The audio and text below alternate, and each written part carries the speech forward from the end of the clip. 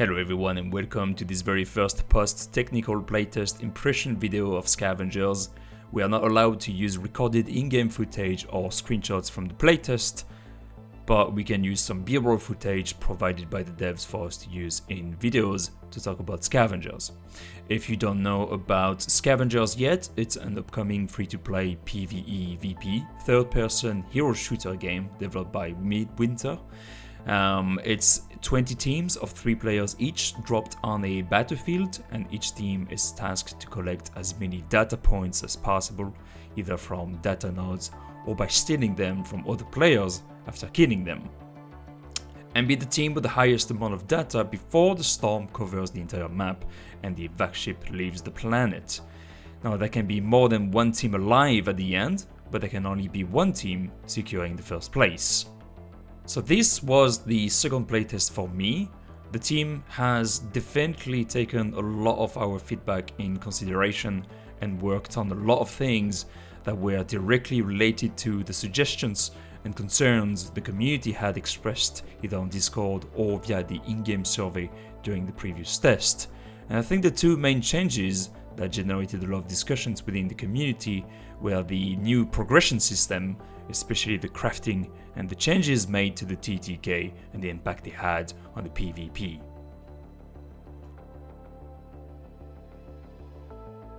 When I first played Scavengers, I loved the idea of playing another free-to-play PvE VP game, since there are not that many out there. But one of the few things that concerned me was obviously the absence of a progression system to retain players, something obviously extremely important for a multiplayer and free-to-play game. The team clearly worked hard to give us a first iteration of how the future progression system could look like, and I have to say I wasn't too disappointed. The progression system was divided in 2 core pillars: unlocking explorers and research. Unlocking explorers simply requires a certain amount of currencies that you can get by leveling up or finishing games, or I assume you will be able to purchase them directly from the shop in the future. So it's a very straightforward system. The research feature was the most important progression system, and something we had not seen before since everything was already unlocked in previous playtests. So this time, however, we could get an impression of how account levels will grant us access to new technologies to research, such as weapons, equipment, and they assume talents, skins, keeper upgrades, more signature weapons, and so on. A lot of stuff was still locked, but you can imagine the amount of stuff you'd have to unlock and research and craft in order to build the best explorers. So this new research system included base resources and crafting components, to then craft items and so on. All in all, it felt like an interesting first iteration, but I think it will require a lot of work to make it more interesting, but more importantly, easier to understand and use. Crafting requires too much research and navigation, too many clicks and back and forth between too many different menus to craft simple items. So to conclude, it already is and will most definitely be a very ambitious feature, but it will require some work on the UI and the UX to make it more enjoyable for players to use when the early access get released.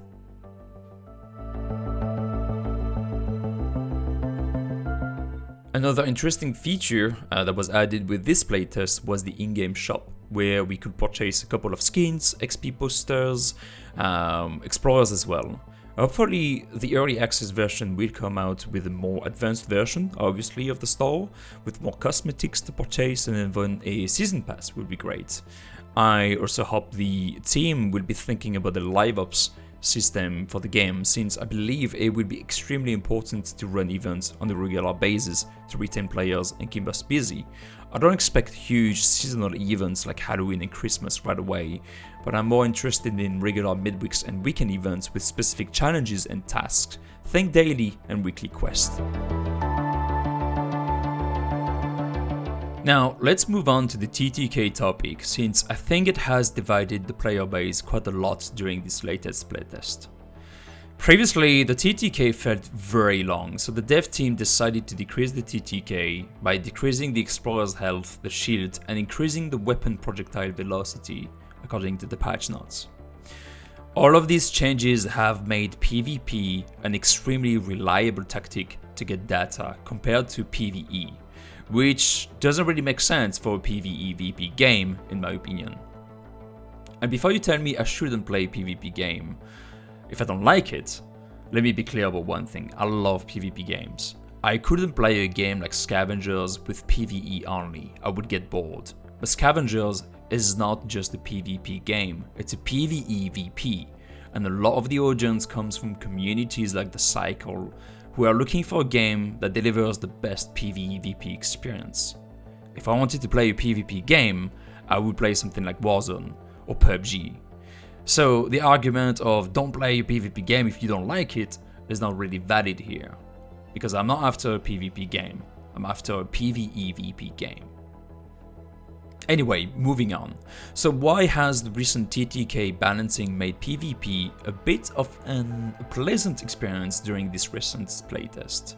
Well, mostly because killing players has become so easy that many games ended with empty lobbies or top teams focusing on killing other players only instead of doing PvE. It definitely didn't help that some explorers like Jay were totally overpowered and unbalanced, or that cars could one-shot people. But you could tell that PvP became the solution to be the top team super early on during a match. It didn't feel like a balanced journey, switching back and forth between PvE and PvP from start to finish, to collect and protect data to be the top team when leaving the planet. Furthermore, there are a few features that make PvP way too easy in Scavengers right now, such as players being highlighted in red on the map from a pretty far distance.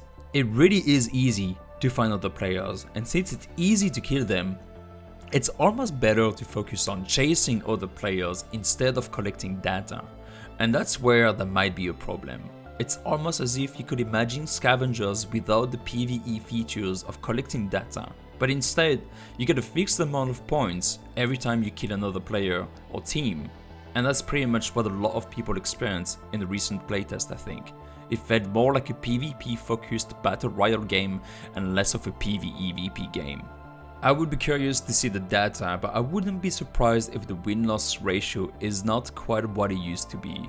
I think that a lot of people didn't manage to get to the extraction ship, which could have an impact on the progression and the retention, which is a pretty big deal for a free-to-play game. If on average most players quickly die before having a chance to reach the endgame, their progression will be a lot slower, which might discourage them from staying in the game. Obviously something dangerous for a free-to-play game, but I'm sure the developers would keep an eye on the metrics and spend a lot of time analyzing the data as well as our feedback before the next playtest. And it is tricky to get it balanced right, I know that, but I'm also open to the idea that maybe the TTK is not what needs to be changed and balanced again, and that maybe other features need to be changed in order to have a good balance between PvP and PvE. For instance, maybe it is too easy to find out where all the players are.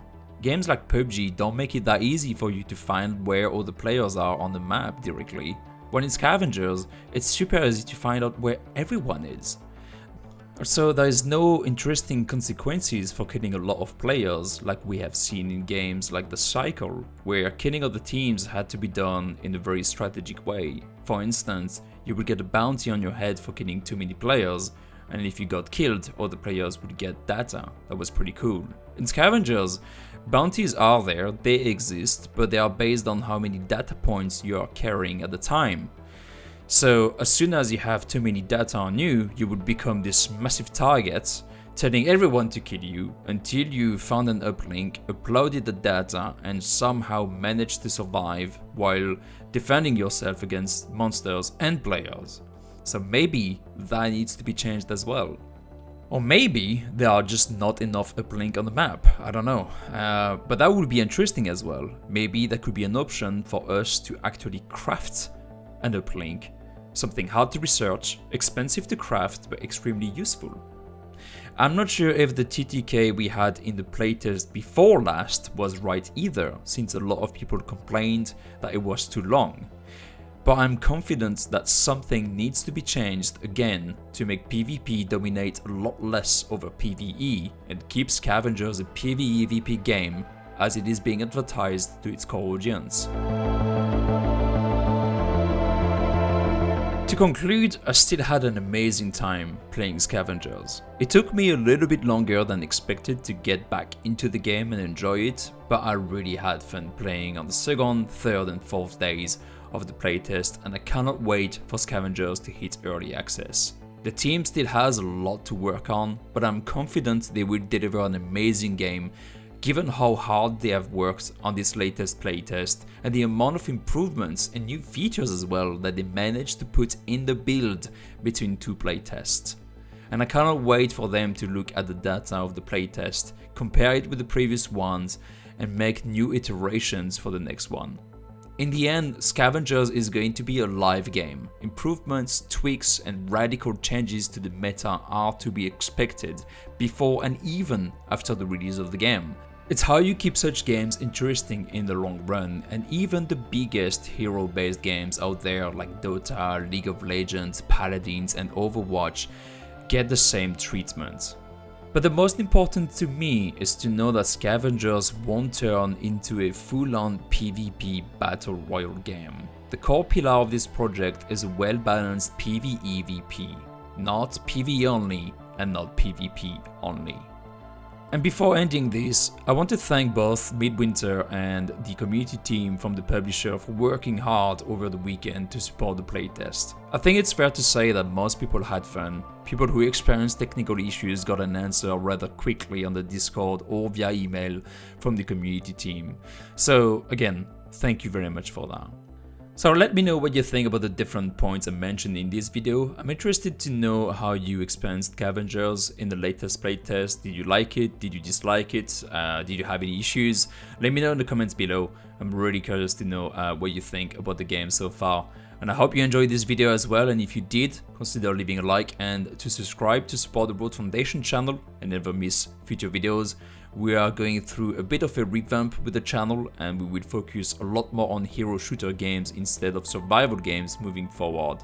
So thanks again for watching, and we'll see you next time.